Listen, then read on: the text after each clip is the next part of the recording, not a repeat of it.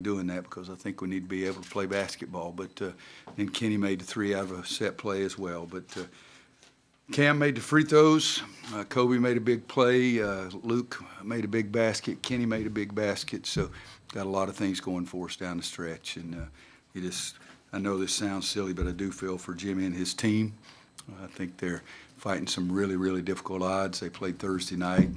Had some guys hurt. I don't even think you got to practice Thursday and Friday. And they dominated us. They controlled everything. The little rascal is something else. It's hard to get the ball out of his hands. He makes shots. He takes you to the basket. He gets you in foul trouble. You're worried about him the whole game. We tried playing it regular. We tried switching. We tried doubling him. And I don't know if any of it worked, but we're sitting here feeling very lucky right now. Seven said a few games ago that you've often questioned this team's toughness. Have you seen any advancement on that? Last three minutes of regulation today in the overtime, I'd say yes.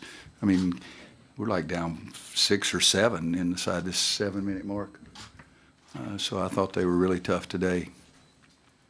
You know, I think at one time we're up 3, and they shoot and miss it, but then they get the offensive rebound, and Johnson at that time makes a 3, and that was just a breakdown of somebody not boxing out. So you don't like those things, but there's 100 million plays you can pick out. That's something that bothers you.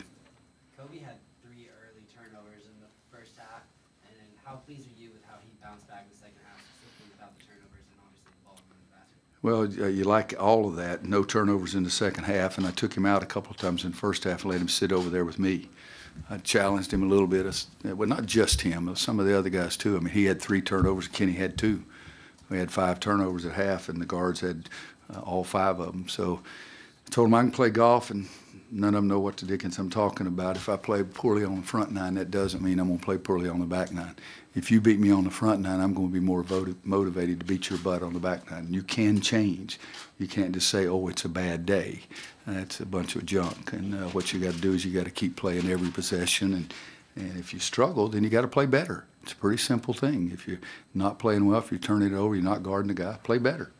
It's a simple game. You play better, and things are happier in the locker room. Numbers on the glass reflect the toughness that you talk about? Well, I thought they out-rebounded the crap out of us. So if I looked at it just like that, I mean, they had 39 to 32 offensive points.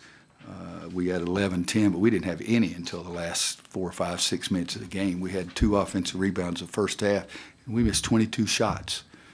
22 shots, and we got 2 offensive rebounds. So that would be one point. I'd still say they were probably tougher than us. Coming out of the timeout at the end of regulation, did you think Luke is going to end up with that shot with what you drew up? Kobe had obviously been hot. Well, I've coached a few games. You know, so it's one thing if he sets a screen on the ball and they switch, that means the guy my size has covered him, so it's a lot better for Luke to shoot it. Plus, he'd sucked the whole game, so might as well go ahead and make a shot, and then people forget about how poorly you played. So. Anybody else? Virginia obviously is up next, and I don't think we'll get a chance to talk to you before that. Okay. What's impressed That's good, isn't it? For some of us. What's impressed you about the level of consistency of what Tony's built over there? Tony's been fantastic. You know, they were great last year. They've been great this year. I think they lose 2 conference games last year? It wasn't very many, and they've lost 1 this year. You know, that's the whole saying. It's hard to beat that. You might be able to tie it if you're got 5 Supermen on your team, but he's done a great job. He's one of my favorite guys.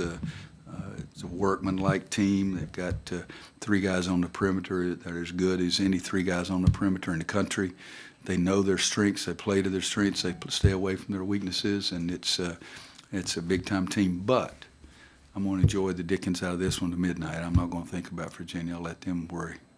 Kobe White had 33 points again, second time this year. How does he kind of rank in terms of scoring for a freshman youth coach in Carolina?